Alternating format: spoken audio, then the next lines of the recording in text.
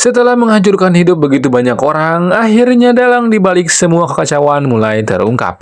Tapi sebelum keadilan benar-benar ditegakkan, guru terkuat ini harus menghadapi pertarungan paling berbahaya dalam hidupnya. Berlatar di SMA Jiwon, terlihat kerumunan massa demonstran yang memprotes kebijakan sekolah yang cukup bertentangan dengan logika sehat. Untuk mantan napi kasus pembunuhan yang diizinkan kembali bersekolah seperti biasa. Keparat ini bernama Gyu Cheol. Dan di markas BPHP, Choi beserta rencang-rencang sedang mendiskusikan tentang dampak dari tekanan masyarakat yang protes itu. 출근하신다고 하셨습니다. Berbeda dengan konco-konconya, pria Sigma ini langsung saja ngeparanin Cheol di sekolahnya. Jin bilang kalau dia di sini untuk memantaunya, baik atau tidaknya dia kembali ke sistem pendidikan ini. 무슨 말인지 알 거야. Ini anak kelihatannya polos, padahal lebih menakutkan daripada abang jago di jalanan. Dan ya, pastinya para siswa pun belum sepenuhnya percaya kepada Cheol. Malah ada yang mengejeknya dengan sebutan pembunuh. 그렇게 불러. Di saat jam kosong, Cheol memperhatikan seorang siswa bernama Seonggu sedang mabar bareng teman-temannya. Yang menarik adalah Cheol malah datang sendiri ke kantor pusat BPHP untuk melaporkan situasi yang dialami oleh Seonggu. Dia memberitahu pihak BPHP bahwa ada sekelompok siswa yang sedang membuli Seonggu dengan cara yang tersembunyi. 최나연 선생님 이름 꺼내서 죄송합니다. 하던 얘기 계속해봐. Jin langsung bertindak dan mendatangi SMA Jiwon untuk melakukan investigasi menyeluruh tentang situasi yang dilaporkan. Namun anehnya, guru wali kelas menolak dan mengatakan bahwa tidak ada aksi bullying yang terjadi di kelasnya. Namun Jin tak percaya begitu saja. Dengan strategi yang tepat, dia kemudian memanggil Seonggu secara pribadi untuk berbicara empat mata tentang apa yang sebenarnya terjadi dalam kehidupan sehari-hari di sekolahnya. Awalnya Seonggu menolak mengatakan fakta yang sebenarnya, namun dengan jam terbangnya yang tinggi, setinggi menara Eiffel membuat Hwa Jin bisa menangkap sesuatu yang tersembunyi di balik perkataan Seonggu. 너 와이파이야? Jin menyadari dengan jelas bahwa teman-temannya sebenarnya sedang memanfaatkan hotspot internet milik Seonggu agar mereka bisa terus bermain game online, namun di sisi lain, mereka tidak benar-benar membuli Seonggi secara fisik, melainkan memanfaatkannya dengan mengeksploitasinya untuk kepentingan selfish mereka sendiri. 진짜 아니에요. 먼저 가보겠습니다. Seonggu takut jika mereka melaporkan teman-temannya kepada BPHP, Seonggu akan menjadi buronan dalam lingkungan sekolah dan ditinggalkan oleh teman-temannya yang pada akhirnya akan membuatnya kesepian dan semakin terisolasi dari pergaulan sekolah. 네, 안녕히 계세요. 사랑한다고. Besoknya, Bong dan Hanrim mengamati kegiatan yang terjadi di warnet dan mencari tahu apakah benar ada kasus mencurigakan dan ilegal yang dilakukan oleh sekelompok siswa di sana. BPHP menemukan bukti yang sangat penting. Ternyata, Chiho dan teman-temannya sebenarnya tidak melakukan aksi penipuan online yang terorganisir, menggunakan data pribadi dan akun online milik Seonggu. Salah satu dari korban penipuan, Chiho dan kawan-kawannya kemudian berhasil melacak dan menemukan Seonggu, yang dianggap sebagai dalang utama dari penipuan tersebut, hingga dia ditenggelam sampai babak belur, yang padahal Seonggu juga sebenarnya ada di posisi sebagai korban. Banyaknya tagihan yang harus dibayarkan membuat sang ibu mulai curiga karena tak mungkin putranya menggunakan tagihan sebesar itu seorang diri. 이거 진짜 내가 그럼. 넌 지난번에 그 수모를 당하고도 거짓말이 나와! Atas insiden menyakitkan tersebut, Seonggo mengajak sang ibu mengunjungi rumah keluarga Chow guna melaporkan peristiwa tragis sekaligus meminta pertanggungjawaban. Namun bukannya mendapat solusi, Seonggo malah difitnah telah mengirimkan video dewasa kepada adik Jiho. Sontak membuat sang ibu berlutut mohon maaf atas kesalahan yang sebenarnya tidak dilakukan oleh putranya. 진짜 제정신. Dalam kondisi terpuruk, Cheol muncul bak pahlawan dan membawa Seonggu ke hadapan Jin untuk melaporkan semua yang telah dilakukan oleh teman-temannya. Tak tinggal diam, Jin membawa serta dua murid ini ke ruang kelas hingga berujung akan diadakan sidang komite dan untuk membereskan masalah ini. 성구를 학교 폭력으로 신고했어요. Singkat cerita, sidang komite pun digelar, di mana pihak Chiho sengaja membayar pengacara mahal untuk memenangkan kasus dan balik menuntut keluarga Seonggu, sehingga ibu Seonggu terpaksa harus kembali meminta maaf. Sungguh miris sekali, dan ini tepat disaksikan oleh Jin. Tak kuat menahan beban yang begitu besar, hingga sang ibu turut terbawa masalah atas kejahatan teman-temannya Seonggu pun akhirnya belak-belakan menceritakan semua yang telah terjadi kepadanya. 해도 돼, 성구야. 왜 울음을 삼켜? Sambil mewek, ia mengatakan bahwa tidak ada satupun orang yang percaya bahwa ia sebenarnya adalah korban. Tapi satu kata penuh makna yang terucap dari mulut Jin bahwa dia satu-satunya orang yang mempercayainya. 너도 교권국 믿어봐.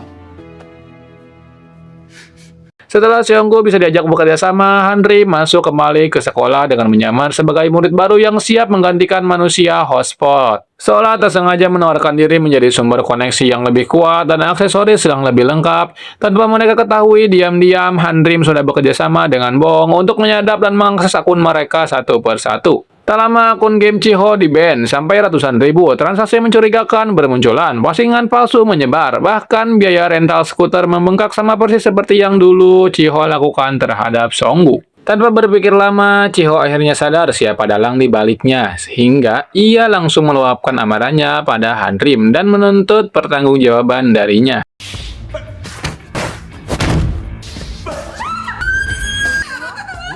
Terjadilah sidang komite kedua. Hanrim masuk ke ruangan sidang dengan memakai kursi roda, seolah korban dari kekerasan Chiho, sedangkan Jin masuk sebagai perwakilan korban dengan surat kuasa di tangannya. Tepat saat pengacara Chiho mencoba menolak surat kuasa itu dengan alasan prosedural, Jin justru menunjukkan kalau nama yang berdiri di balik surat kuasa tersebut adalah Choi Gang-seok sendiri. Ternyata Pak Choi bukan hanya seorang menteri pendidikan, melainkan juga seorang pengacara berlisensi. 앞으로 학폭위도 교과에 두겠다는 내용의 Sontak saja pengacara Chiho pun sampai ketar-ketir di ruang sidang. Kemudian Jin mulai membangun narasi seolah Hanrim sebagai korban, sama seperti yang dilakukan di sidang pertama oleh pengacara Chiho.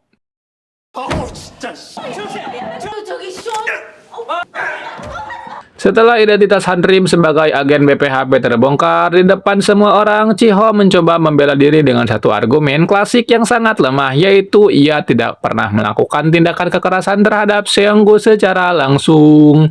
Namun Jin menjelaskan bahwa bullying tidak mesti dilakukan secara fisik. 네가 손도 대지 않았는데 답답하고. Akhirnya, keadilan kini berpihak kepada Seonggu dan putusan komite pertama pun dibatalkan sepenuhnya dan dinyatakan tidak sah. Maka status Seonggu sebagai korban resmi disahkan dan ia mendapatkan identitas baru berserta perlindungan penuh untuk bisa kembali bersekolah tanpa dihantui rasa takut. 학생에게 적절한 보호 조치를 즉각 또한 Tak lama setelah kasus Seonggu selesai, Cheol mendatangi Jin memohon permintaan maaf yang sangat tulus dan penuh penyesalan. Namun perkataan Cheol telah membuka kembali memori kelabu Jin. Di sisi lain, Chiho yang kalah di persidangan komite sekolah merasa hidupnya hancur karena semua tragedi yang terjadi di keluarganya ia menyalahkan pada BPHP. Dan nah, kan udah mulai kebuka nih sifat psikopat dari si keparat ini. Cheol mendatangi ketua partai oposisi yakni Hwang Petai sambil menyerahkan rekaman suara Chiho yang menjudutkan pihak BPHP. Dengan rekaman Chiho, sebelum kejadian Hwang Petai bergerak cepat ke rumah sakit. Tepatnya Chiho dirawat seolah-olah ia datang sebagai politik yang peduli dan prihatin pada tragedi yang menimpa SMA Jinwon tersebut. Pimpinan partai oposisi alias Petai dengan sengaja memfitnah anggota BPHP telah mendorong seorang siswa jatuh dari gedung sekolah. 교권국은 정말 아무 책임이 없다고 생각하십니까? Petai dengan sangat provokatif menggerakkan emosi publik. Dengan cepat, tekanan terhadap BPHP meningkat secara drastis dalam waktu singkat. Mereka bukan hanya harus menghadapi kasus bullying kompleks yang sulit dipecahkan, tetapi juga pertanyaan seberapa jauh metode mereka yang agresif benar-benar efektif dalam menyelesaikan masalah di sekolah tanpa menimbulkan efek samping. Jin dan Bong membahas tentang apa yang terjadi pada Chiho. Dia jatuh dari atap sekolah, tapi kamera keamanan tidak merekam dengan jelas apa yang benar-benar terjadi malam itu. Mereka mencurigai bahwa ini adalah bagian dari rencana untuk menghancurkan elektabilitas BPHP. Jin yang sebelumnya sudah mengetahui bahwa ini semua adalah rencana Cheol. Dia memutuskan untuk menemuinya langsung dan menunjukkan bukti-bukti kejahatannya. 맞아 왜 학폭을 제보했어요?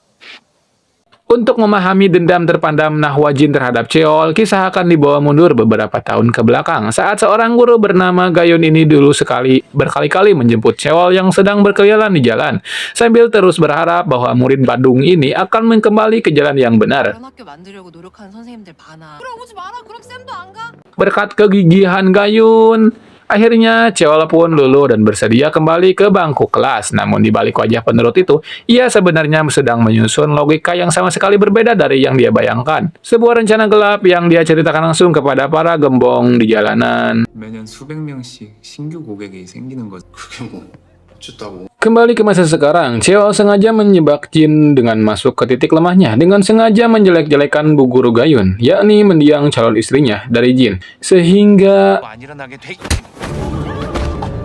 pukulan itu membuat keadaan lebih rumit. Kepercayaan masyarakat kepada BPHP mulai goyah dengan tanggapan negatif dan Pitai yang menyebut BPHP hanyalah lembaga kekerasan, bukan lembaga yang menegakkan keadilan. Video itu pun dipakai Pitai untuk menyerang BPHP di forum nasional dan dalam hitungan jam, opini publik yang menginginkan pembubaran BPHP naik tajam hingga 60%. Saat ini kantor BPHP mendadak sepi, para agen ditangguhkan, bahkan saat Jin akan masuk ke SMA Jiwon, ia dihadang oleh para siswa di sana. 이치우 사건 조사하러 왔어. 그렇게 만든 게 교권국인데 Saat BPHP disiratkan, ternyata munculnya peredaran garam Cina baru bernama Pil Diamond. Strategi mereka sangat licik, sebab yang dipilih sebagai kurir adalah anak di bawah umur karena dirasa tidak akan dicurigai polisi, bahkan mudah dilepaskan dan dibuang kapan saja. 그리고 무엇보다 쓰다 버리기 좋고. Bangsatnya, Seonggu kembali ditarik paksa ke jaringan ini sebagai pengantar paket dalam hitungan hari. Jaringan Diamond menjangkau 17 sekolah di Seoul dengan masing-masing 100 pelanggan. Ironisnya, para guru hanya bisa menyaksikan suasana sekolah kembali ke masa jahiliyah, tepat seperti sebelum BPHP dibentuk. 많아지고 다들 좀 산만해진 것 같고 보호받는다는 느낌은 있었는데 Di tengah kekacauan itu, Seonggu memberanikan diri menghubungi Jin diam-diam dan meminta bertemu di depan sebuah minimarket. Namun begitu tiba, Seonggu ujug-ujug membatalkan pertemuan dengan alasan urusan keluarga. Dengan nada yang sangat tidak natural, sontak saja naluri Jin langsung membaca itu bukanlah kebetulan, melainkan sinyal bahwa Seonggu sedang ditahan para siswa nakal gembong sekolah. 됐다. Dan disinilah seluruh rencana brilian Jin terungkap. Faktanya, ternyata pukulan yang sengaja dilayangkan terhadap Cheol bukanlah pelepasan kontrol semata, melainkan pancingan yang sudah direncanakan secara matang-matang, tujuannya agar menganggap BPHP sudah hancur, sehingga jaringan obat terlarang terus menggenjot seluruh jalur distribusinya. 아직 연락이 없으시네요. Sungguh mengharukan, kekompakan para guru dalam upaya menyelamatkan bangsanya. Mereka dengan senang hati mengumpulkan barang bukti yang menjadi celah BPHP turun kembali ke lapangan tanpa menunggu tugas resmi dari negara. 고맙습니다. Tak cukup sampai di situ, Hanrim dan Bong menyamar menjadi anak SMA guna memancing transaksi dari kurir obat terlarang. Dibantu dua sosok murid yang ahli palak memalak, ia kini telah tobat. Dua anak SMA Gun merampas obat-obatan terlarang di tangan para siswa nakal untuk diserahkan kepada pihak BPHP. Dengan skill IT-nya, Bong mampu melacak jalur Telegram hingga berhasil mengetahui seluruh distribusi sampai kepemilikan akun utama pengedar, dan ini merupakan kabar baik yang sudah sepantasnya diumumkan untuk memperbaiki opini liar publik di masa lalu. 용의자는 진원고등학교 Kembalinya wewenang BPHP, Jin dan Hanrim kembali masuk ke SMA Jinwon untuk menyisir tempat penyimpanan obat terlarang. Mereka menemukan satu ruangan yang mencurigakan di sudut sekolah. Namun saat dibuka, ruangan itu sudah kosong. Tepat saat membuka lemari perangkap obat bius mengenai Hanrim. Tanpa sadar dengan obat bius itu, Hanrim dengan kecegilannya langsung lompat dari lantai 4 hendak mukulin para siswa badung ini.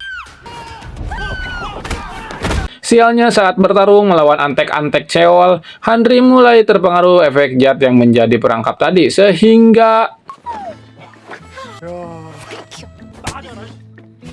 sementara Jin berusaha naik ke lantai atas, dihadang sekelompok geng suruhan Cheol, dan harus melumpuhkan mereka satu persatu.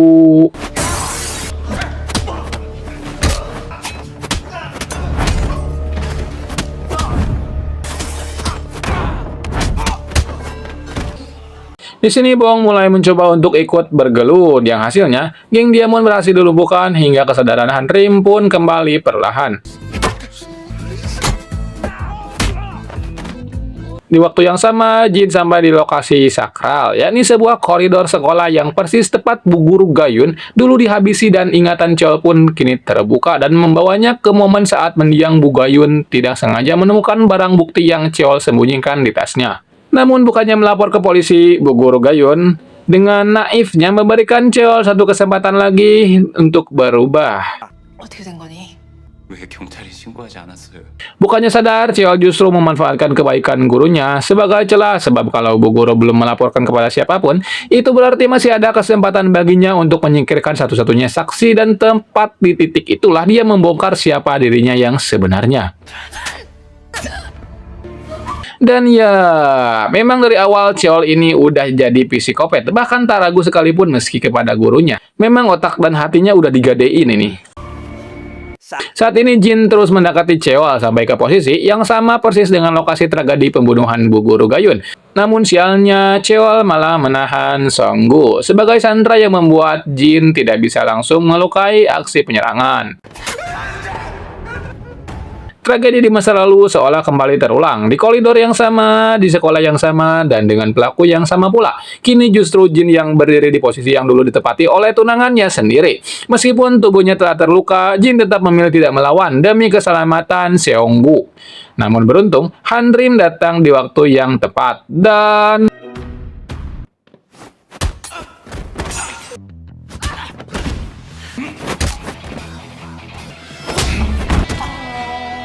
Cheol pun meminta diberi kesempatan lagi, namun kali ini Jin membalik makna kalimat itu menjadi sesuatu yang berbeda. Di titik paling kritis, ingatan tentang Bu Guru Gayun kembali berbisik lewat kalimat terakhir yang dulu ia ucapkan, yaitu permintaan agar peristiwa kelam yang sama tidak terus berulang.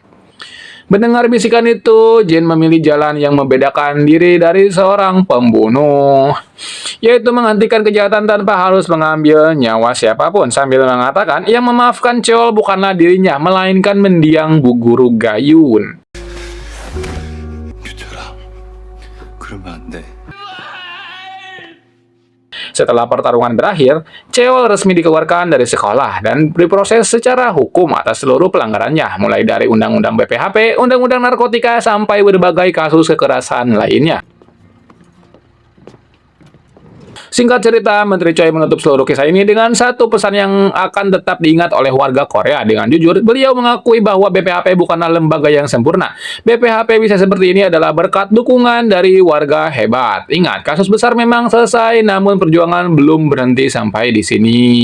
대체 언제까지 학교에서 Di tempat berbeda, pimpinan partai oposisi yakni Hwang Pita yang kalah telak menerima konsekuensi atas kejahatannya yang telah banyak ia lakukan. Walaupun dalam amarahnya masih berambisi ingin kembali mengancam elektabilitas BPHP.